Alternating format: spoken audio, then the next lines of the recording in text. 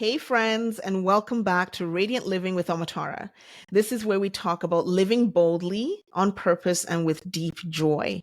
Today, I have the pleasure of sitting down with someone whose life and choices inspire me, Stephanie Tuff, co founder of Tuff e-bikes. Steph and her husband Sean have chosen a countercultural path, something that I very much admire. They are embracing frugal living, building a purpose driven business, raising their family with grounded intentional values. And in this conversation, we talks about what it means to live with conviction, how biking became a tool for transformation, even in the dead of winter, and why choosing less sometimes gives you so much more. So let's dive in. Welcome, Stephanie. Welcome to the podcast. Thanks, Tara. I'm so happy to be here, and yeah, I love chatting with you. So any opportunity, awesome. Thank you for taking the time. Well, first, our viewers may not know, but you and Sean, in conjunction with the Hill family, you've built Tuff bikes from the ground up. Tuff e-bikes is a bike shop or a business that sells e-bikes here within Canada that you have actually designed. And you've done so at the sacrifice of choosing an intentional and frugal lifestyle where you're building a business, a healthy, thriving business, but you're also choosing a lifestyle that is very countercultural. So can you walk us through the belief systems or values that helped you make those bold decisions as a family? Yeah, I think, it's something that started long before Tuff e-bikes. A question that, so Sean and I are going to be celebrating 9 years since we got married this summer. And we started the business, I think, 4 or 5 years ago. It's kind of all a blur now. I think, 4 or 5.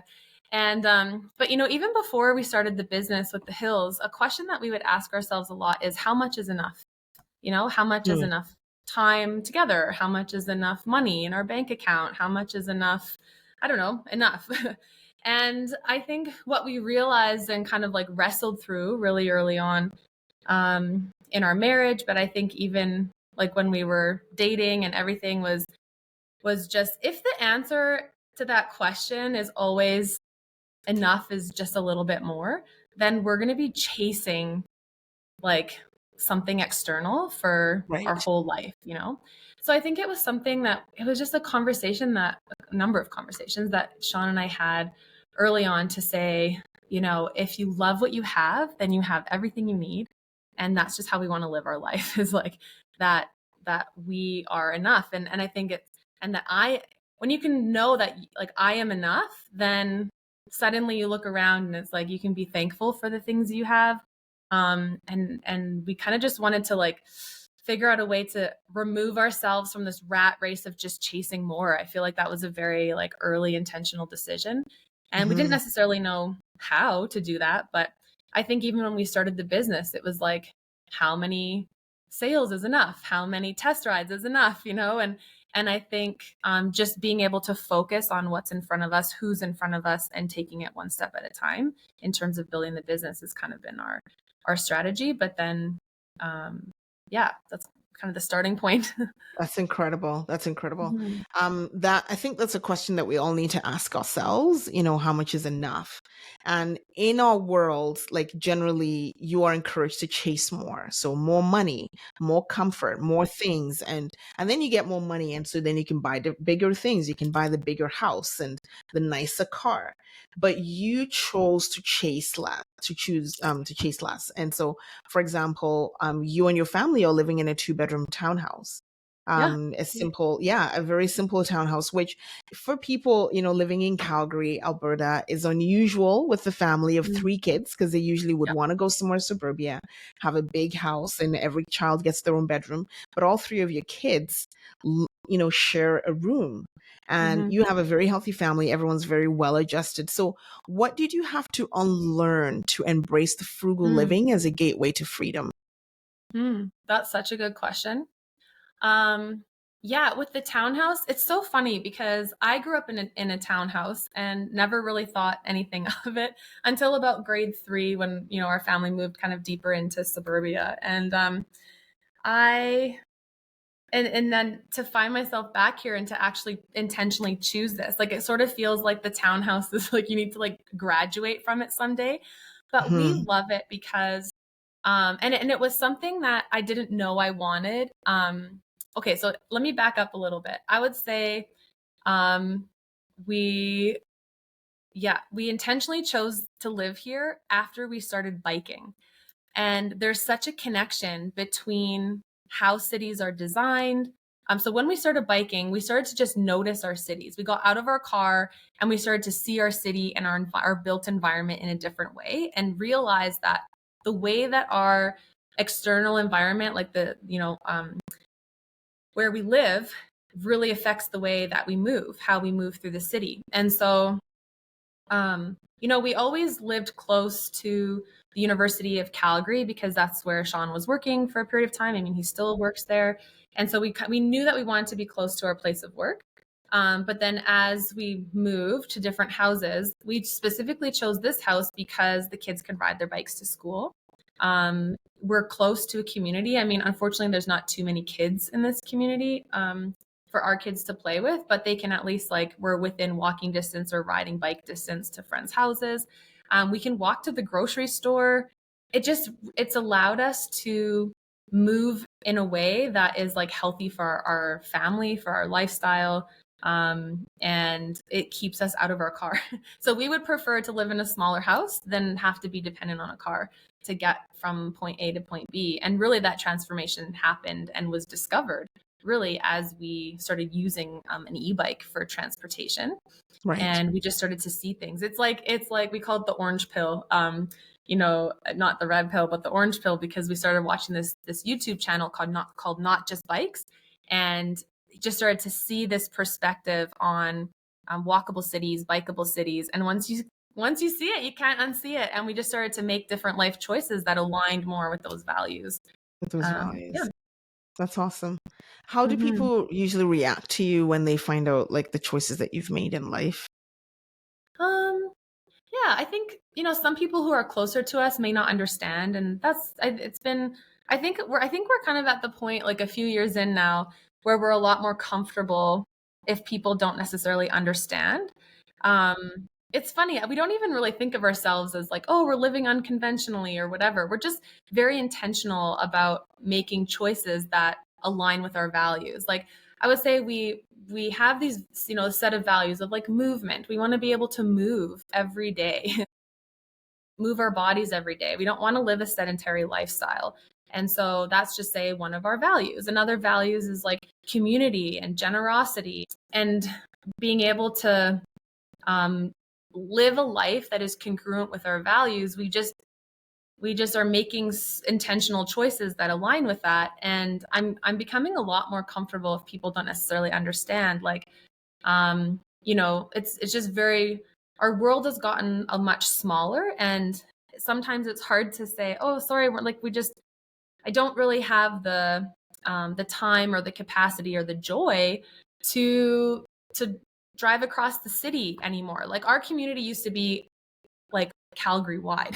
And I feel like our community has gotten a lot smaller because we've just been intentional with spending time with the people who we are going to randomly bump into, because that's just like such a what's the word? It's such a sustainable way to build community when you can randomly bump into people. Hey, come over for dinner, instead of having to plan 2-3 weeks in advance. And I'm just like, I don't know if like Wednesday night 3 weeks from now my kids are going to be healthy, I'm going to be healthy, I'm going to have the emotional and mental capacity to hang out. So it's just like we've just had to shift our perspective a little bit on community. And I think we're just a lot more comfortable if people don't necessarily understand it, because we do, and we love our life. And so it's like, it's okay if it works. Yeah, it works. And it's okay if it's not necessarily understood by others who aren't living that way. It's okay. Yeah. No, that's definitely really good. Which actually leads me to my next question, because you mentioned, how isolating it can be to live on different quadrants of the city or live far away from, your support system. So with Tuff bikes, it isn't just a business for you, because it's a lifestyle. And I think that when I hear you speak, I hear you talking about a lifestyle change, not just here's a great e-bike, buy one, but you're getting people to think differently about changing their lifestyle. So what exactly are you trying to get people to do and to think differently about? What role has biking placed in this transformation?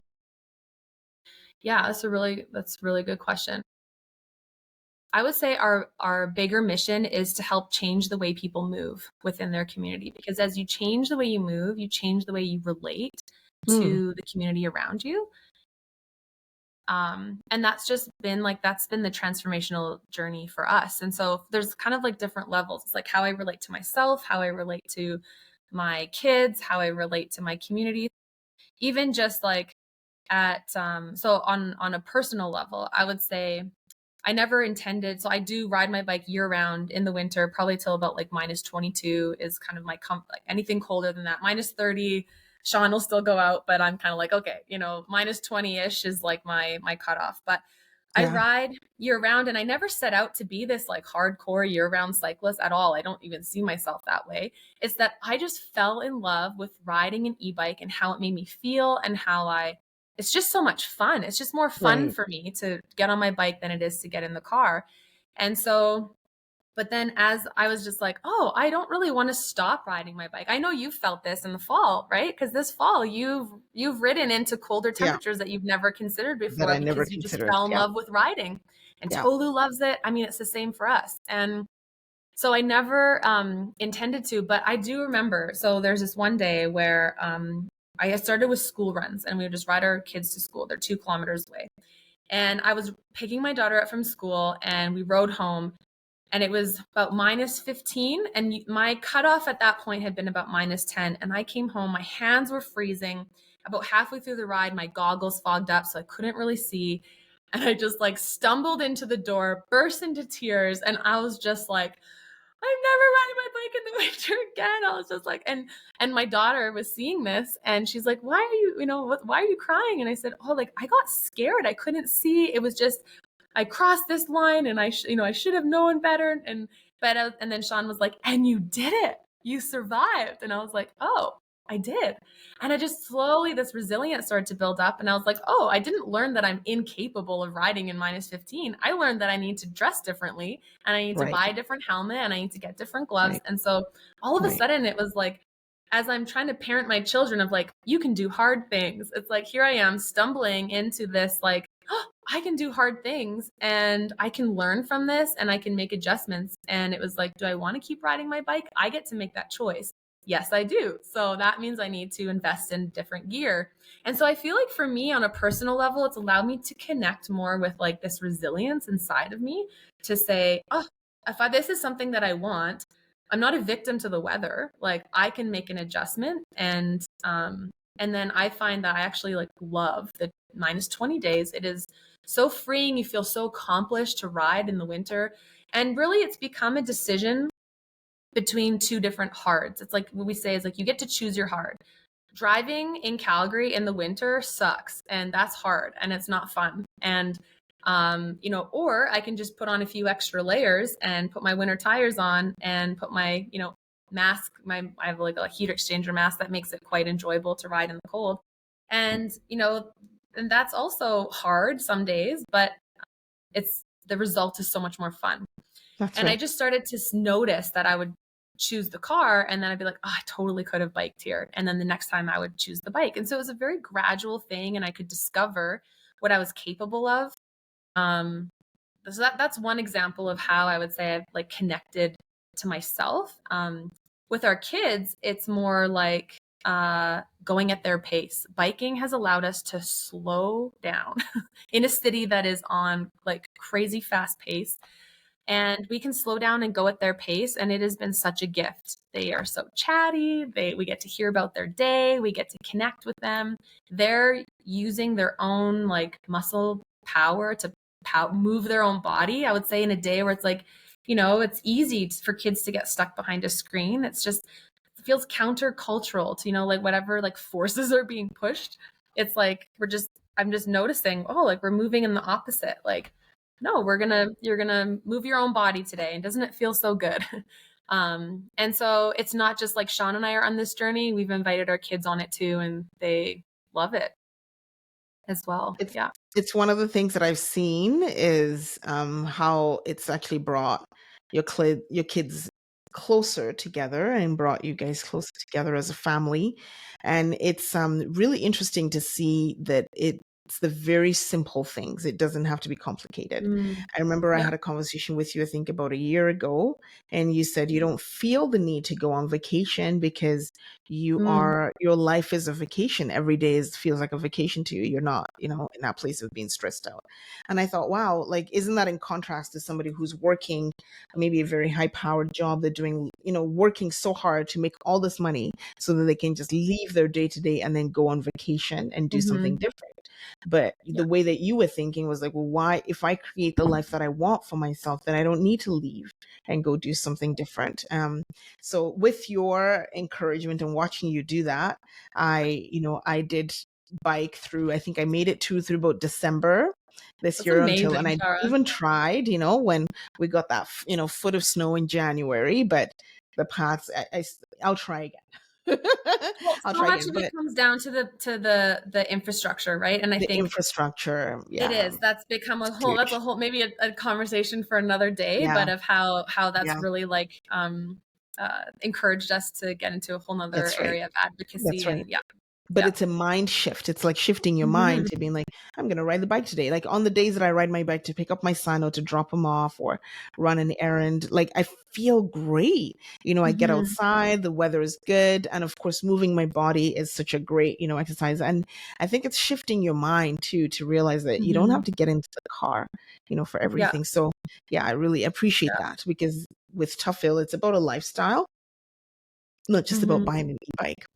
So Totally. how Yeah. have your decisions then around money, business, and Mm. lifestyle shaped the way that you parent or the way that you show Mm. up in your marriage? Like, what does wealth look like to you now? So instead of going on vacation, I feel like we've set up just these very simple things that our kids can look forward to. For example, every Friday we have burgers and ice cream. So our kids, and it started during COVID when our kids are like, "Can I have ice cream? Can I have ice cream? Can I have ice cream?" And I was just getting tired of trying to decide every day, should we have ice cream today? Should we not? And so finally we were like, "Yes, you can have ice cream on Friday." And then now we have this whole system where every week the choice of what ice cream we get rotates, and we literally get the little mini cones. They get like a tablespoon of ice cream and they think it's the best thing ever, and they cannot miss it. They don't want to go to a friend's house. They don't want to, they just don't want to miss burgers and ice cream. It's become such a simple celebration and every day. And That's then right. they had this idea, well, every other Saturday we flip-flop movie night and pizza, and then we play Mario Kart as a family and eat tacos. Like we've just kind of set up this really simple thing, but it's like at this stage our kids are 8, 6, and 4, and it's like we've just realized that what they don't need to escape, they just need quality focused time. And we've just created these little traditions that mean so much to them. So in terms of wealth, it's like, what does wealth feel like? It's like we want to spend time together. We enjoy spending time together. Even Sean and I, like with gift giving, for example, we decided early on that it just wasn't important to us that we like bought each other birthday presents and Christmas presents and spent money in that way. But what we did instead was we every year for Christmas we gift each other a Christmas tree ornament that is meaningful, that represents the growth that we saw in the other person that year. Mhm. And we write each other a letter about that ornament. So now, like 9 years in, we've got this collection of very meaningful Christmas tree ornaments. And it's funny, we're not even buying them anymore. Like the last 2 or 3 years, we've made them. And it's just been so special. It's like, and the kids look forward to it. And that's like the focus of the gift. And so I think, I don't know if I would necessarily call it frugal living, but more just intentional to live in Intentional. congruence with our values. And I think what Yeah. we've realized is that our values are just very different from what society is saying. This is what you should value. And so it really helps, when Sean and I are on the same page in these things, because then it's allowed us to, instead of like kind of fighting about, wanting to spend more money or not, like we've just kind of both said, we're not going to spend more money than we make. we're going to live within our means. And that just means for right now, we get to create magic out of, and like be creative, create magic for our kids out of very little. But what we found is that's actually where the wealth comes from, is being Amazing. content with the little things. It's just so sweet to see them be grateful for a tablespoon of ice cream. Yeah. And your kids, I know one of the things I saw you do, and I thought, oh, this is so smart, is with your kids. All their toys that you don't buy any of them new. You buy them usually from Marketplace. I know you're very, Mm-hmm. thrifty and frugal that way. And when they want a new toy, they need to learn to sell the old one, Mm-hmm. not just give it away, but actually sell it, and then use that money to buy something new. And I thought that is so powerful, because you're Mm-hmm. teaching them not just the value of money, but also not to hoard things, not to hold things in. So Yeah. Yeah. I mean, that's what we do too, is like before we bring, and that's the beauty of living in a townhouse, is we don't have a lot of you extra don't have space. much space. And Yeah. so, Yeah. and so if we want to bring something new into the house, we sell the old, we appreciate it, we say goodbye to it, Right. and before we kind of welcome something new in. Right. Yeah. Yeah. That's awesome. So if you could go back and speak to yourself before all this began, the Stephanie who maybe wasn't sure if this was the kind of purpose-driven path that would work, what would you say to her? I would say, okay, I heard this a number of years ago and it really hit me. And yeah, it's the first thing that came to mind was there are only two people that you need to like live for their approval in your life. The first person is your 8-year-old self. Would my 8-year-old Mm, self be proud of the life that I'm living? And the second one is your 80-year-old self. Would my 80-year-old self be proud of the life that I'm living? And I thought, oh my gosh, I love that. And I think my 8-year-old self would just be so in awe because I feel I'm living a life of creativity and like fun and just some like I enjoy I enjoy my life. And but I think in specific I create space and time for creativity, and that's just something when I think back to as a child, I just always wanted to like be creative. And so I think, oh, like am I doing that? Am I instilling that in my kids? The ability to problem solve and be creative. And then my 80-year-old self, I think, would just be so delighted. I often think if I'm discouraged about how fast or slow things are happening or whatever, I think about what would my 80-year-old self say to me. And I think she would be so proud because it's like, I would rather, we would rather take the risk with this business and take risks than, and try and fail and learn and, come undone. And then, mm, so I feel like that person's like just cheering me on, the 80-year-old self of like, you would have never known unless you tried. And so, I think because, and you knew me during this time, Tara, where I worked downtown, I worked oil and gas, and I was working toward yeah, these goals in life that that's were it. kind of suggested to me by the outside. And it wasn't until all of that I just saw how much of an illusion the security, like it was so important to me to have this secure life and to be responsible and make responsible choices, make the right choices to set myself up for financial success. I mean, it's so funny Mhm. because you knew me in that time. And then it all kind of came crashing down and I was like, this is just an illusion. That security can be found here. And so I think to be able to I feel it's been such a journey, right, of unbecoming and unlearning everything that whoever the voices are in our lives that say this is what success looks like or what you should do or this is how to create wealth. And I think it's just been this beautiful journey of deciding for ourselves like what kind of life do we want to live, and really we're accountable to our 8-year-old self and our 80-year-old self. Yeah. Yeah. Hmm. I think I do remember you back then, and you're, a very different person. And Hmm. I am just so inspired watching you choose a different path and choosing a different, a different life that is challenging our culture, to its face in terms of what do you actually need, and how much success is enough.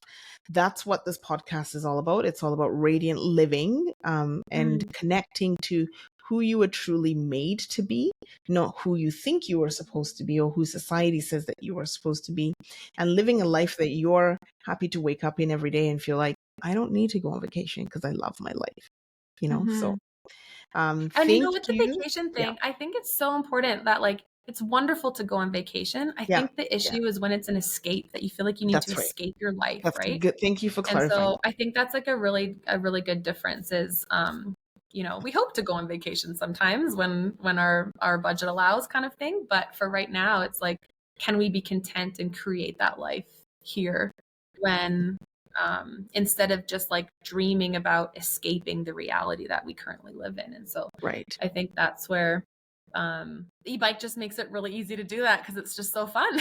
It's so fun. It's so fun. Yeah. If somebody wanted to find out more about Tuff Hill e-bikes, where can they go to find out more about you?